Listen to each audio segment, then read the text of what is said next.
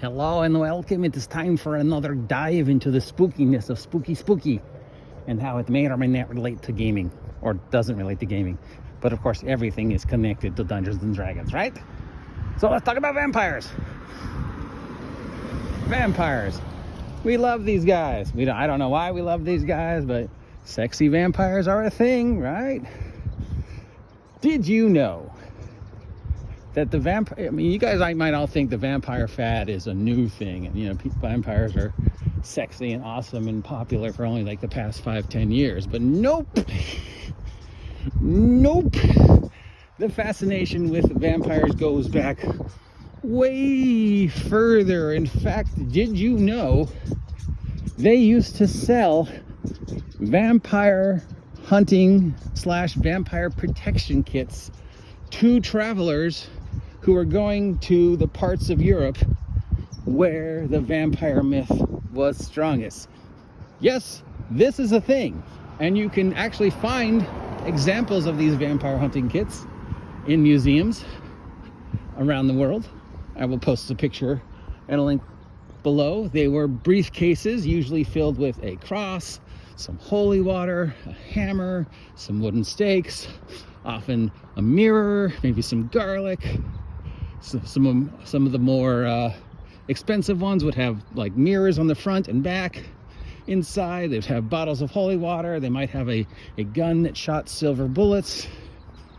As it became easier for people to transport themselves from Central Europe, from London, from Paris, to the more far away parts of Europe, like, Romania, Russia, Germany, as the advent of steam technology and trains became, weird bird, a thing, people were able to, take a train and go to the steppes of Russia, or go to the forests of Germany, or go to Romania. And vampire sightseeing was a thing. Even back then, we're talking late 1800s, early 1900s, well-dressed groups of people would have vampire hunting parties where they would go on a train to Romania or Transylvania or Russia, take their vampire hunting kits and look for vampires. Vampire hunting kits were a fashionable thing to have.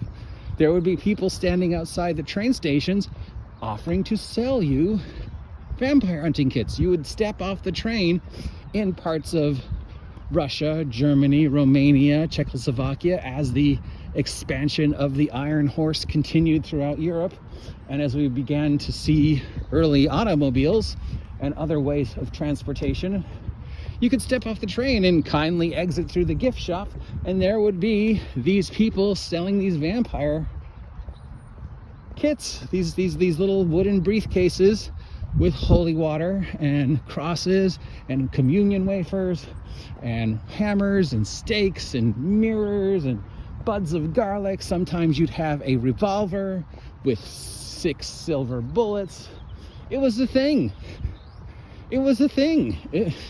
It was a popular outing for those who were financially elite to do, Oh, what are you and Muffy doing this weekend, Lord Ellington? Oh, we're going vampire hunting in Transylvania.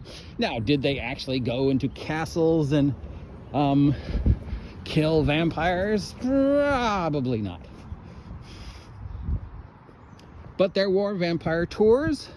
There were people you could pay to show you where Dracula's castle was, to show you where Elizabeth Bartholomew, I forget how Countess's Bartholomew, how to say her last name.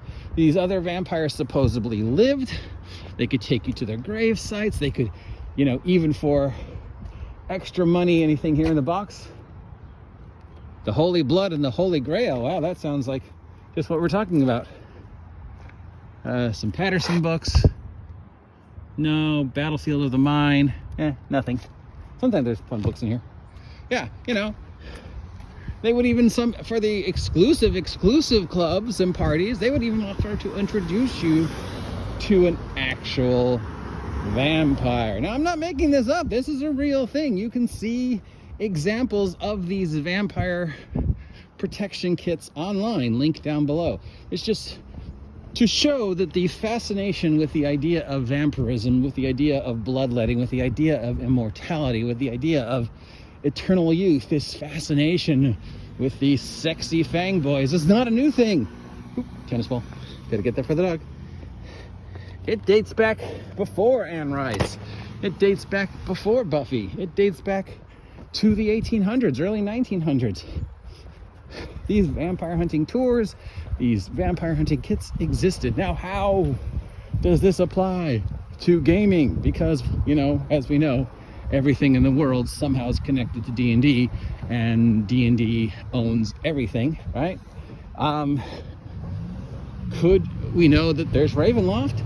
We know that there's vampires in D&D. We know that there are werewolves in D&D. Could there be areas in your campaign where the mythology is strong and there is a sense of isolation? We don't know a lot about these people. They're far away. We have very little contact with them until recently. All we've had is rumors and stories and myths about these creatures. So if you're going there, why don't you take this kit with you?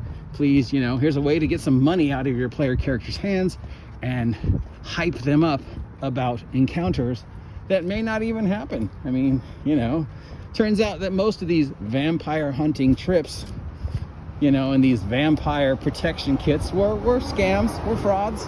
You know, obviously there was no real vampires as far as we know for them to go hunt and kill.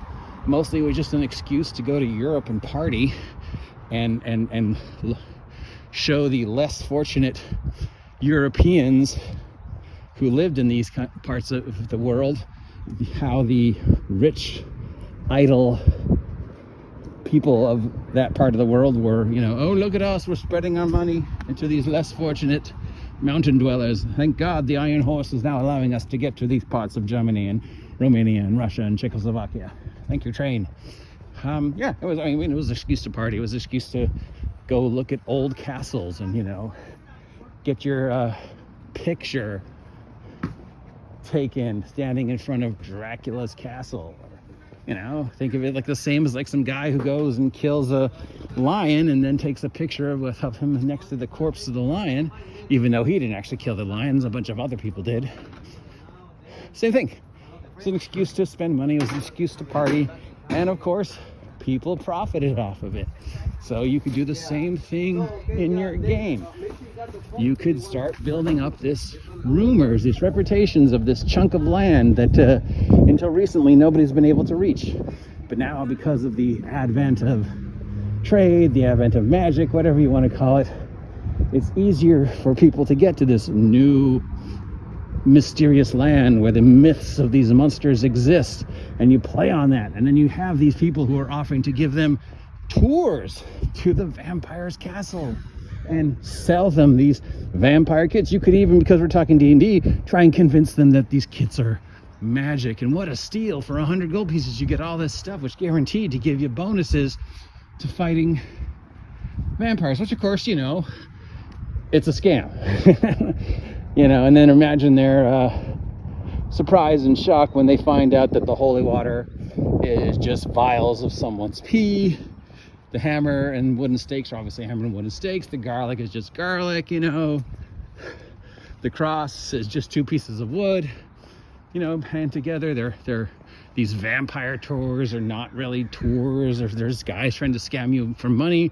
Maybe they're a group of thieves who are trying to get player characters into a place where they are unable to escape, unable to get help before they rob them. Maybe they actually are working in conjuration with the vampire to bring the vampire victims and to build these people up to think that they're going to be able to win a fight with the vampire, when in fact the vampire has more spooky things.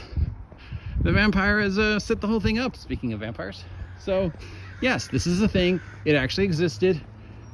The fascination with vampires is not a new thing. And here's a way you could incorporate this actual thing into your game. Links down below for actual pictures of vampire hunting kits. Talk to you later, fellow spookies.